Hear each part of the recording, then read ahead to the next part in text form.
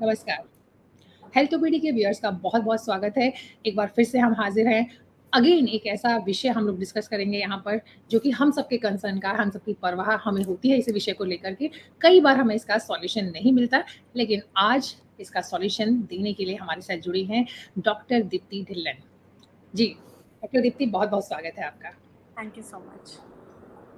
Doctor Deepti dermatologist हैं और इन्होंने आर्मी में भी सर्व किया है।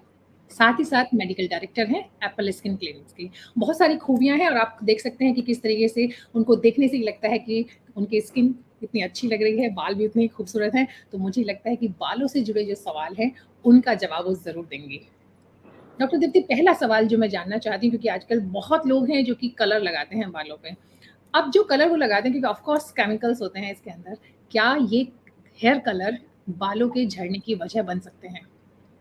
एब्सोल्युटली, बिकॉज़ जब भी हम कोई भी हेयर कलर लगाते हैं या कोई हेयर ट्रीटमेंट करते हैं, स्पेशली कलर रिलेटेड, उसमें होता क्या है, जो हमारे बाल हैं, these are proteins, pure proteins होते हैं ये। प्रोटीन की एक लेयर इनको प्रोटेक्ट करके रखती है इनर हेयर को। वो प्रोटेक्शन होती है हमारी मॉइस्चर से, बाहर के मॉइस्चर से, बाहर की सन रेज से, यूवी रेज से और बाहर की एक्सट्रीम हीट से। इन सब चीज़ों से हमारा खुद का प्रोटीन हमें प्रोटेक्ट करता है, बालों का प्रोटीन। अब जब भी कोई हेयर कलर लगाते हैं तो उस टाइम पे ये प्रोटीन की जो लेयर है इसको खोला जाता है, एक केमिकल रिएक्शन किया जाता है हेयर में, जिससे ये प्रोटीन की लेयर खुल जाती है और कलर अंदर जा सकता है, फिर उसको क्लोज कर दिया जाता है। इसीलिए वो कलर परमानेंटली स्टे करता है हमारे बालों में। अब इस प्रोसेस में क्या हुआ, जो हमने केमिकल रिएक्शन किया है बालों के ऊपर, वो प्रोटीन की लेयर हमारी डैमेज हो गई। वो डैमेज होने के बाद जो प्रोटेक्शन हमें मिल रही थी हमारे खुद के नेचुरल प्रोटीन से, वो नहीं रही। अब क्या होता है, बाल ड्राई हो जाएगा, ड्राई होगा, ब्रिटल होगा, ब्रिटल होगा तो बीच में से ब्रेकेज होगी, टूटेगा, उसमें आपके स्प्लिट एंड्स बनेंगे। जब भी आप कोई हीट रिलेटेड ट्रीटमेंट करेंगे, जैसे आपने ब्लो ड्राई भी किया नॉर्मली, तो आपके बाल थोड़े ज़्यादा फ्रिजी रहेंगे, ड्राई रहेंगे। सो ये बहुत ज़रूरी हो जाता है कि जब आपको पता है आपने कोई कलर ट्रीटमेंट कराया है, how to take post care of that. अगर बहुत पहली बात तो कराना नहीं चाहिए, hair fall is very very much likely. अगर आपका टेंडेंसी है हेयर फॉल का, या आपने ध्यान नहीं रखा है आफ्टर हेयर कलर, तो हेयर फॉल के बहुत हाई चांसेस होते हैं अगर कलर ठीक से भी नहीं हुआ है। इनको जब हम कलर करते हैं, प्रोफेशनल से जब कराते हैं, मेक श्योर कलर को बहुत स्कैल्प के क्लोज से ना स्टार्ट करें। जब स्कैल्प के बहुत क्लोज स्टार्ट करें तो फॉलिकल्स को भी डैमेज करता है। अगर आपके रूट्स को ही डैमेज कर दिया तो वहाँ से आपका फॉलिकल से कभी भी बाल नहीं आएगा। So these are very very important things for you to know कि अगर आप हेयर कलर करा रहे हैं तो उससे पहले क्या करना है, उसके बाद क्या करना है, टू प्रोटेक्ट योर सेल्फ कि हेयर फॉल ना हो। बहुत बढ़िया आपने बताया। अदरवाइज़ क्या होता है कि जिससे पता है ना बहुत सारे लोगों को जानकारी नहीं है।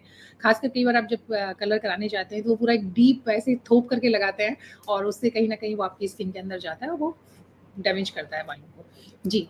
अ, कलर नहीं लगाना चाहिए, लेकिन अक्सर 2 तरह से लोग कलर लगाते हैं। एक ऐज के साथ जब आपके बाल ग्रे हो जाने, सफ़ेद होने शुरू होते हैं, तो लोग लगाने लगते हैं क्योंकि ग्रेइंग शायद पसंद नहीं आती है उतने लोगों को। और दूसरा फ़ैशन में, तो आजकल बहुत यंग ऐज में भी लड़कियाँ खासकर कलर्स लगाती हैं। टीन ऐज में भी मैं देखती हूँ कि बहुत बार लड़कियाँ बहुत सारे colourful different colour, green, violet, lot of colours. शायद बहुत कलरफुल ज़िंदगी जो है वो उनको बालों में कलर करके नज़र आती है।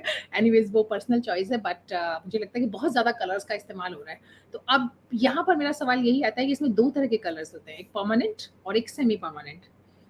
दोनों में से कौन से वाला कलर जो है वो ज़्यादा नुकसान पहुँचाता है हमारे बालों को? नुकसान दोनों ही कलर पहुंचाते हैं, लेकिन हाँ, परमानेंट कलर्स में हम ब्लीचिंग एजेंट भी यूज़ करते हैं। जो हमारा डार्क कलर है उसको पहले लाइटन किया जाता है, तो पहले एक डैमेज किया जाता है, फिर उसके ऊपर अंदर कलर को डाला जाता है, वो दूसरा डैमेज किया जाता है। सो इसमें डबल ट्रिपल डैमेज हो रहा है, जो कि बालों को बिल्कुल ही ख़त्म कर देता है। So permanent is definitely more harmful than semi permanent. Semi permanent भी हार्मफुल है अगर ढंग से नहीं किया गया है, या फिर एक केमिकल रिएक्शन तो डैमेज कर ही रहा है हेयर को, और उसके बाद अगर आपने ध्यान नहीं रखा है तो सेमी परमानेंट भी आपके हेयर को डेफिनेटली डैमेज करता है। सो यहाँ बात ये आ जाती है कि जो कलर्स हैं उनकी चॉइस में भी कौन सा कलर चूज़ करें। इनके अंदर भी चॉइसेस में आपके आजकल अमोनिया फ्री कलर्स आते हैं, या केमिकल लेस केमिकल्स के आपके कलर्स आते हैं, जो कि सेमी परमानेंट में फिर भी मिल जाते हैं, परमानेंट में कम आपके पास ऑप्शंस होते हैं। सेमी परमानेंट में कुछ डाइज आती है, जैसे वेजिटाल हो गया। अब वेजिटाल डाई हो गया आपका प्योरली हर्ब से बना हुआ, वेजिटेबल कलर से बना हुआ। सो इस तरह के जो कलर्स होते हैं, जो नेचुरल कलर्स हैं, वो आपके बालों को फिर भी और भी कम डैमेज करते हैं। सो इसमें भी कैटेगरी आप चूज कर सकते हो। सेमी परमानेंट में भी अगर आप टूवर्ड्स नेचुरल कलर्स रहते हो, नेचुरल डाइज लेते हो जो वेजिटेबल्स फ्रूट्स का कलर्स से बना हुआ है, ऑल्दो इनमें ऑप्शंस कम आते हैं, लाइक कलर के ऑप्शंस कम होंगे, बट ये डैमेजिंग कम होते हैं। डैमेजिंग ये भी होते हैं बट थोड़े से कम होते हैं। जी, जी। आपने अभी कहा कि अमोनिया फ्री, तो ये एक्चुअल में अमोनिया फ्री जैसा कोई कॉन्सेप्ट होता है या फिर इसमें से परसेंटेज कम होती है? क्योंकि ये भी एक सवाल आता है मन में कि अमोनिया फ्री तो हो ही नहीं सकता, अदरवाइज़ कलर चढ़ेगा नहीं। अब ऑफ कोर्स मुझे उतनी जानकारी नहीं है कि ये सही है कि नहीं, आप बेटर बता सकते हैं। नहीं, दिस इज एब्सोल्युटली ट्रू। इसमें अगर अमोनिया नहीं है तो पीपीडी है, पीपीडी नहीं है तो कोई और पीपीटी है। सो केमिकल्स तो हैं, चाहे अगर एक केमिकल हटा दिया या उसकी परसेंटेज कम कर दी, तो बाकी के जी, केमिकल्स ऐड करे हैं टू गिव द कलर। तो वहाँ पे एक मार्केटिंग गिमिक लगा लो या जो भी लगा लो, बट हाँ ऑफ कोर्स एक इंग्रेडिएंट हमारा कम हो जाता है, लेकिन डैमेज आपका रहता है कहीं ना कहीं। बालों को डैमेज फॉर श्योर कलर करता है। तो इसके लिए ये है कि आप बस अपने प्रिवेंटेटिव मेथड्स करें, कि जो कलर लगा रहे हैं प्रोफेशनल, उनको पूरी नॉलेज होनी चाहिए। ज़्यादा ब्लीचिंग एजेंट्स ना यूज़ करें। अपने जो आपका हेयर कलर है उससे क्लोज कलर को चूज़ करें। ज़्यादा लाइट कलर्स ना चूज़ करें, ज़्यादा डिफरेंट कलर्स ना चूज़ करें। जो क्लोजेस्ट कलर है आपके बालों का, नेचुरल बालों का, वो क्लोजेस्ट कलर आपको सबसे कम टाइम के लिए रखना पड़ेगा। कम टाइम के रखना पड़ेगा तो कम डैमेज होगा। जब हम कलर को लगा के एक एक घंटा अगर हिना को भी लगाकर छोड़ देंगे, उससे भी 90% देखा गया है डैमेज हुआ है बालों को। तो जब हिना ये काम कर सकती है 1 घंटे में, तो हेयर कलर्स जिनके अंदर इतने केमिकल लेडन है, वो तो डेफिनेटली डैमेज कर सकते हैं। जब हम जितना लंबा उसको छोड़ेंगे, जितने लंबे टाइम के लिए, उतना ज़्यादा डैमेज होगा। So choose the hair colour close to your hair. Choose a professional who knows the work, कि कैसे बालों को कलर करने के बाद उनको क्लोजिंग वाला जो आपका लास्ट जो स्टेप होता है उसको अच्छे से करें। कई बार क्या होता है, वो लास्ट स्टेप ठीक से नहीं होता, तो बाल आधा आपका प्रोटीन डैमेज ही रह जाता है, विच इज़ नॉट प्रोटेक्टेड। सो उसके बाद आफ्टर केयर घर में जाके भी आप अपने बालों को बहुत ड्राई छोड़ रहे हैं, बहुत ज़्यादा हीट स्टाइलिंग कर रहे हैं, ब्रिटल हो गए हैं बाल, तो हीट स्टाइलिंग से वो ब्रेकेज ज़्यादा होगी। तो हीट स्टाइलिंग थोड़ी सी कम करें। कर रहे हैं तो हीट प्रोटेक्शन सेरम लगाएं, हाइड्रेटिंग सेरम्स लगाएं अगर ड्राइनेस लग रही है तो। रेगुलर अपनी कंडीशनिंग करें बालों को, ताकि वो प्रोटेक्शन मिले उनको। आजकल तो यूवी स्प्रेज भी आते हैं बालों के, हीट प्रोटेक्शन स्प्रेज, सो वो आप लगा सकते हैं। So many things. कलर के बाद भी डैमेज को कंट्रोल करने के लिए आपको ध्यान रखना चाहिए। ऑयलिंग कर सकते हैं, 15-20 मिनट ऑयल करेंगे, फिर आप धो लीजिए। घर में हेयर पैक्स लगा सकते हैं ताकि थोड़ा हाइड्रेशन बनी रहे, आपके बाल ज़्यादा ब्रिटल ना हो आपका कलर। तो these are simple things that आपको लाइफस्टाइल में डालनी चाहिए। जी। डॉक्टर दीप्ति, मैं ये भी ज़रूर जानना चाहूँगी आपसे कि जैसे आप हेयर कलर चूज़ करते हैं, तो इंग्रीडिएंट्स क्या होने चाहिए उसके ऊपर? किन चीज़ों का ध्यान रखना चाहिए?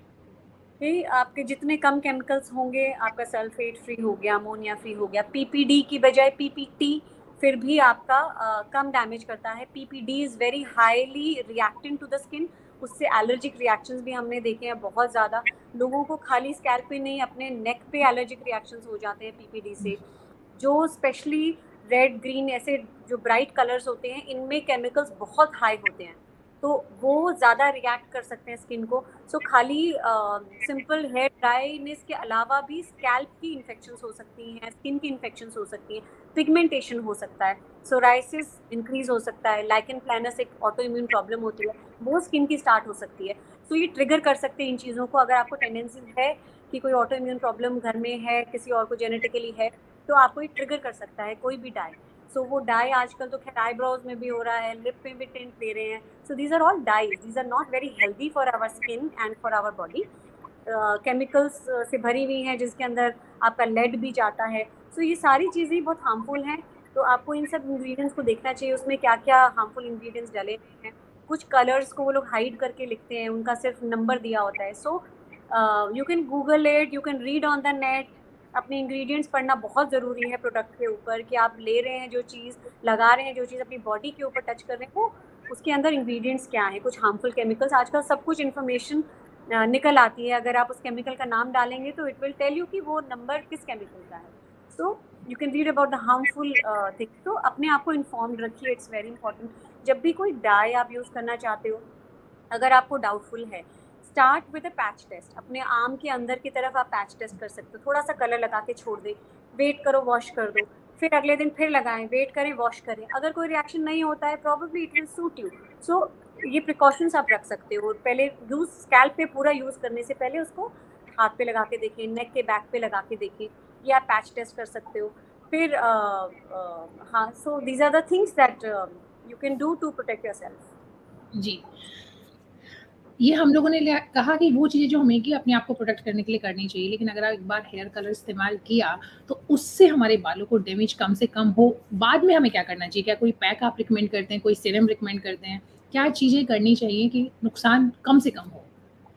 रेगुलर बेसिस पे आप एक तो हीट प्रोटेक्ट सेरम यूज़ करेंगे, जितना कम हो सकता है हीट रिलेटेड प्रोडक्ट्स कम से कम यूज़ करेंगे, क्योंकि बाल बहुत ब्रिटल हो जाता है आफ्टर कलर और ड्राई हो जाता है। तो जितना हीट यूज़ होगा वो उतना ब्रिटल होता जाएगा और ब्रेकेज होगी। तो हीट को कम करेंगे। नंबर 2, प्रोटीन को बढ़ा देंगे, चाहे वो शैम्पू हो। शैम्पू, प्रोटीन शैम्पूज आते हैं, कंडीशनर्स आते हैं, प्रोटीन कंडीशनर्स, आते हैं जो केराटिन एक तरह का प्रोटीन होता है हमारे बालों का। तो आप ये इंग्रेडिएंट्स वाले अपने प्रोडक्ट्स को चूज़ कर सकते हैं। हाइड्रेटिंग शैम्पूज को यूज़ कर सकते हैं। तो आपका शैम्पू हो गया, सिरम्स हो गए आपके हीट प्रोटेक्शन के अलावा। There are serums to control the face, control the dryness. और लीव ऑन सिरम्स होते हैं, उनको आप यूज़ करिए। उसके बाद अपना कोम करिए। ड्राई हेयर में जब आपने अपने बाल वॉश करे हैं, वेट हेयर में कोम नहीं करेंगे, बिकॉज आपका बाल ऑलरेडी वीक है। आप वेट हेयर में कोम करेंगे तो फॉलिकल से ऑलरेडी निकलेगा, तो वो डैमेज करेगा आपके बालों को। Try to just dry your hair, air dry करें rather than using a hair dryer. Air dry at least 60 to 70% of your hair before using anything, before combing your hair. Comb करेंगे, चौड़े टूथ का जो कोम आता है, ब्रॉड टूथ का जो कोम आता है, पहले उससे करेंगे या डी टैंगलर यूज़ करेंगे। उसके बाद you go to the fine comb. इसके अलावा आप रेगुलर जो पैक्स घर पे बना सकते हैं, हाइड्रेटिंग पैक्स। आप बनाना को मैश कर लीजिए, बनाना मैश कर लीजिए, कर्ड मैश कर लीजिए। फेन्यूग्रीक मेथी है, मेथी के दानों को रात को भिगो के रख दीजिए, उसी पानी में थोड़ा सा जिसमें सोक्ड है उसका पेस्ट बना लीजिए। उसके अंदर हनी, उसके अंदर आप कर्ड डाल सकते हैं। एक पैक बना के you can put it not just on the scalp but on the length of the hair, ताकि वो थोड़ा सा प्रोटेक्शन मिले, हाइड्रेशन मिले। आपको हेयर ग्रोथ में भी हेल्प करता है फेन्यूग्रीक। तो ये चीज़ें हैं, मेथी हो गया, कर्ड हो गया। कर्ड में आपका लैक्टिक एसिड है, वो हाइड्रेट करता है। हनी हो गया, वो हाइड्रेटिंग होता है। These ingredients you can apply. Oiling, हल्का सा कोकोनट ऑयल अप्लाई कर सकते हैं to protect your hair. Dry मत छोड़ें बालों को, जब भी वॉश करें उससे पहले कोकोनट ऑयल चाहे 15-20 मिनट, आधा घंटा लगा के हेयर रैप करेंगे वार्म टॉवल में, उसके बाद आप हेयर वॉश करें। So these things you can do at home, जिसके लिए कोई प्रोफेशनल पैक्स की भी ज़रूरत नहीं है। घर पे सारी चीज़ें होती हैं। पपीता होता है, पपीते को थोड़ा सा मैश किया, उसका पेस्ट बना लिया। राइस वाटर होता है, आजकल राइस वाटर बहुत हेयर में यूज़ हो रहा है। राइस को ओवरनाइट आपने सोक कर दिया, जो पानी है उस पानी से अपने बालों को रिंस करिए। सो दे हैव गुड इंग्रेडिएंट्स, सो इससे आपके हेयर थोड़े से हाइड्रेटेड रहते हैं। जी, बहुत बढ़िया, इतनी सारी जानकारी आपने दी है। ख़ासकर ऐसा लगता है कि जब आप किसी डर्मेटोलॉजिस्ट से बात करते हैं, तो आपको सारी मेडिसिन्स बताई जाएँगी, आपको टेक्निक्स बताई जाएँगी कुछ ऐसा ट्रीटमेंट का। लेकिन आपने जो बताया कि कैसे आप घर में एक सिंपल पैक्स बना कर के अपने बालों को बचा सकते हैं, खूबसूरत बना सकते हैं, ये मुझे उम्मीद है कि हमारे दर्शकों के लिए बहुत ही काम का साबित होगा। डॉक्टर दीप्ति, आप बताएँ, मैं ये ज़रूर जानना चाहूँगी, सॉरी माफ़ कीजिएगा। मैं जानना चाहती हूँ कि जैसे हमने अभी आपसे सवाल किया था कि क्या ब्रांड का, ऑफ कोर्स मैं यहाँ नाम नहीं लूँगी, लेकिन क्या हमें किसी एक ब्रांड को ही लगातार इस्तेमाल करना चाहिए हेयर कलर के लिए भी, या फिर उसे भी बदलना चाहिए? नहीं, हेयर कलर में अगर आपको कोई ब्रांड सूट करती है, जो आपको एलर्जिक रिएक्शंस नहीं देती, then you can stick to that brand, जिससे आपको पता है कि मेरे बाल ठीक हैं, अभी ज़्यादा छेड़खानी नहीं करनी है। सो हेयर कलर में आई विल से कि stick to the same brand, अगर दैट आपको सूट करती है। बहुत ज़्यादा इसमें कलर चेंजेस नहीं करने चाहिए। जी। डॉक्टर दीप्ति, कुछ सवाल हम लोग ले लेते हैं, कुछ दर्शकों ने हमारे पास सवाल भेजे हैं। तो एक पहला सवाल ये है कि क्या कलर के लिए और क्या ऑप्शन हो सकते हैं? ये कलर इस्तेमाल नहीं करना चाहते हैं, इनकी उम्र 42 साल है और ये लिख रहे हैं कि अगर मैं कलर नहीं करूँ तो क्या करना चाहिए मुझे?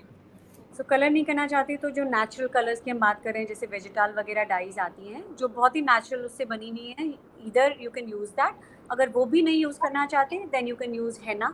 हेना को भी अगर यूज़ करते हैं तो बहुत लॉन्ग उसको लगा के नहीं रखेंगे, 15-20 मिनट में वॉश ऑफ कर दीजिए। अगर वो भी नहीं लगाना है, खाली स्ट्रैंड्स हैं छोटे छोटे, तो एक ब्यूटिशियन ने मुझे एक टिप बताई थी, जो आपका मस्कारा होता है that you can use on those little little strands जो सामने से आपके निकलते हैं। अगर जस्ट स्टार्ट हुआ है लंबा स्ट्रैंड, तो मस्कारा से आप उसको हाइड कर सकते हैं। तो इस तरह के आपके this simple things you can do. Cut नहीं करना चाहिए वाइट बालों को, बिकॉज कुछ लोगों का मिथ होता है कि हम बाल निकालेंगे तो वहाँ पे उतने ही सफ़ेद बाल और आ जाएंगे। ये सब मिथ है। जो एक फॉलिकल है उसमें से एक ही बाल निकलेगा, उसमें से 4 बाल नहीं निकलेंगे। तो जहाँ पे अगर आपकी ग्रेइंग स्टार्ट हो गई है तो आप मल्टी वाइटामिन ले सकते हैं उसको थोड़ा सा हॉल्ट करने के लिए। ऑल्दो ग्रेइंग को रिवर्स करना बड़ा मुश्किल होता है, बहुत चैलेंजिंग है, लेकिन अगर आपका न्यूट्रिशन लेवल अच्छा है, आप अपना चेक कराइए विटामिन डी लेवल्स, थायराइड का प्रॉब्लम तो नहीं है, तो क्या कोई मेडिकल कंडीशन है, कोई ऐसे मेडिसिन खा रहे हैं जिसकी वजह से आपका ग्रेइंग स्टार्ट हो गई है।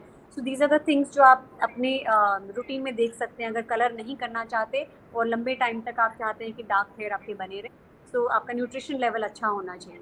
सो जी। या बिल्कुल, एक सवाल ये है कि क्या हेयर कलर जो आपने बताया भी, हेयर कलर का एक बार इस्तेमाल शुरू करते हैं तो बाल जल्दी सफ़ेद हो जाते हैं क्या? नहीं, ऐसा ये सब मिथ है। जल्दी सफ़ेद नहीं हो सकते। ऑफ कोर्स आपका डैमेज करता है वो फॉलिकल को, बट जो ग्रेइंग होती है, एक स्ट्रेस रिलेटेड जब हमारा हेयर फॉल होता है, जब कोई इलनेस होती है या कोविड हो गया, उसके बाद जो हेयर फॉल हुआ, स्ट्रेस के बाद जब आपके बाल आते हैं, जो न्यू ग्रोथ आती है, वो कई बार ग्रे हो जाती है। वो उस टाइम पे कई बार ग्रेइंग ज़्यादा हो जाती है। वो इसलिए हो जाती है क्योंकि हमारा न्यूट्रिशन लेवल ड्रॉप हो जाता है। इस वजह से ग्रेइंग इंक्रीज़ हो सकती है।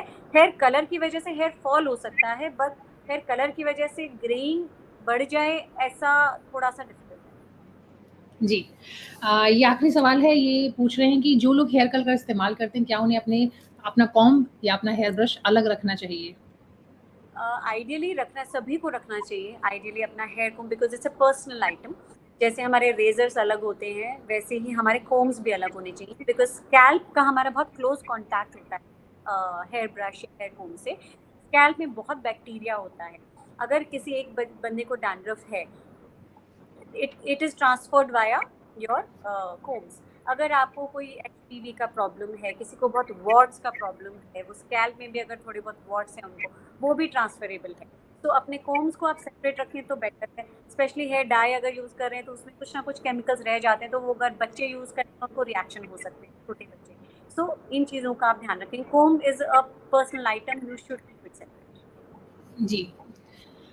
डॉक्टर दीप्ति, मुझे लगता है कि इस सेशन में आपने बहुत अच्छी और बहुत काम की जानकारी दी है हमारे व्यूअर्स को। उन्हें जो भी उनके सवाल हो सकते हैं हेयर कलर से जुड़े हुए, मोटे तौर पे हम लोगों ने उन सबको कवर करने की कोशिश की है और आपने उनका बहुत अच्छा जवाब दिया है। फिर भी अगर किसी के सवाल बचते हैं तो वो हमारे यूट्यूब चैनल पर, हमारे फेसबुक पेज पर जाकर लिख सकते हैं।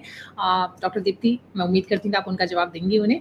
और हमसे जुड़ने के लिए, अपना वक्त हमें देने के लिए आपका बहुत बहुत शुक्रिया। Thank you so much. Thank you.